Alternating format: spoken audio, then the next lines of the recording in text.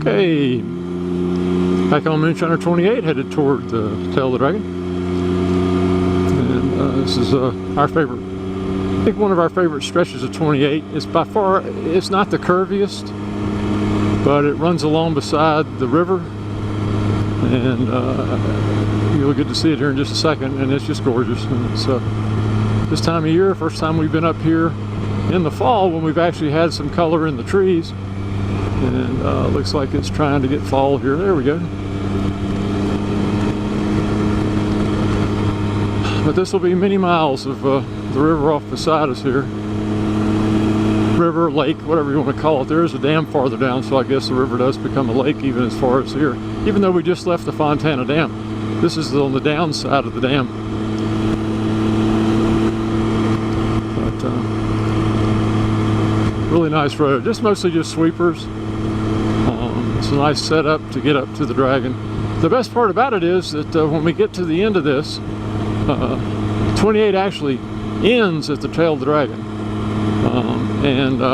You can go on the Tail of the Dragon and head off into Tennessee, or you can make a left turn and head on, I believe they said it's 129, which might be the same highway as the Dragon. And that takes you all the way back around the other side of these mountains, and you end up back in Robbinsville, North Carolina. So it makes for a nice loop. Now, whether, I think the original plan was for us to go down the Dragon, we'll just have to see what the lovely Susan decides she wants to do. I don't know how much battery I'll have, but I'm going to try to video as much as I can of the Dragon if we go that way. If not, I'll video wherever we go. Because you deserve to see it. There's no doubt about it. Really wish you guys could be here, but it's a beautiful, beautiful day. Perfect riding temperature, just a little on the cool side, but it's warming up. And as you can see, we haven't had hardly anybody out. Saw a few bikes go by. We let a couple of cars by earlier on because we don't hold anybody up. We like to pull over, let the people that are in a hurry go by, rather than let them push us the whole way. So anyway, what do you think? There are some areas up here where it is prettier than this, but you can see up on the mountain there the leaves are turning. There are a few brilliant reds up there, mostly just yellows, some browns. But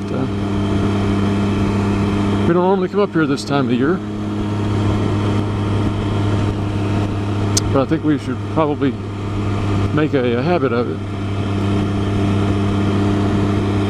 Little fill in on the Riker here. I don't know if you've noticed from some other videos, things have been changed a little bit. I had a camera mounted here. I had a panoramic mirror right here, and I didn't have these mirrors on either side. And I found that because it's a low windshield and because I sit up so tall in the saddle, that I really couldn't see anybody directly behind me. Now the bike came with bar end mirrors. I had to take those off because we trailer both bikes up here, and the bar end mirror was just a little too close to the Spider. So I'm afraid that bouncing around up here, coming up these roads, that it would get up against the Spider and do some damage, so I had to take it off. Could have left the right one on, but that just seems kind of silly. So got these are really nice. They're less than $20 from Amazon.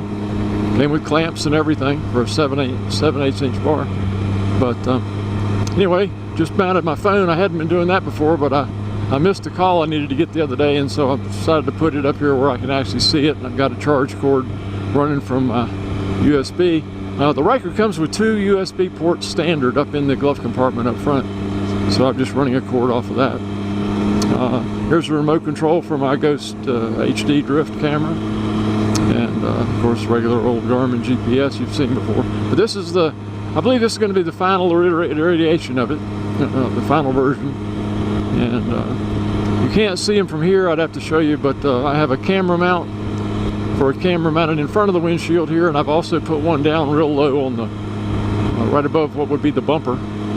And I'll do some videos of that. Those will be maybe something later on. I'll try to get some video. They should look kind of cool. The aspect will be a lot closer to the road, so even though I'm not a fast rider, it might look like I'm going a little faster. If you get too bored, just put the video up to play at double speed and it'll be fantastic. You'll think, what a hell of a rider this guy is.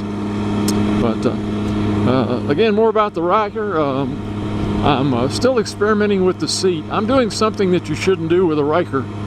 I'm kind of trying to change its personality. It was originally designed, I think, as a sport bike, or sport trike, I guess you could call it. But the angle of the seat is such that it's more reminiscent of a sport bike. It pushes you forward. And the original handlebars were much farther forward. And so what I've done is I've got some bars to let me sit back more. I've got a backrest. I got the best seat they offer. And the angle is still a little bit off. So what I've had to do, I got a little fleece seat cover.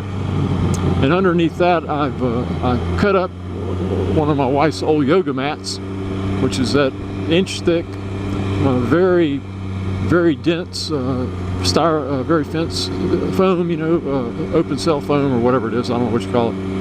But and I cut a couple layers of that so that then staggered them so that I'm trying to change the angle of the seat from down to at least horizontal. Now that's where I am right now. I've got it pretty much horizontal. Much like the bikes back in the old days, back in my old Yamaha I had in the 80s, had a flat seat on it, and that was very comfortable.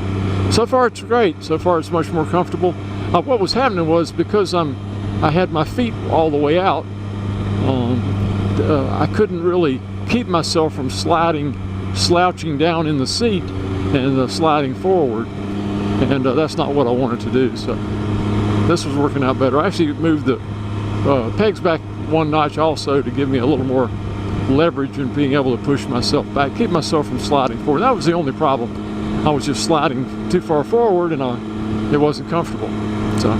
So far so good. I'll let you know if it doesn't work out. But hope you've enjoyed this little section of road here. I'm going to knock off now because I've been on way too long, but you can see why we love it out this way. It's gorgeous. So hopefully I'll get a chance to do the dragon here, and we'll be back in a bit. Take care, everyone. Bye-bye.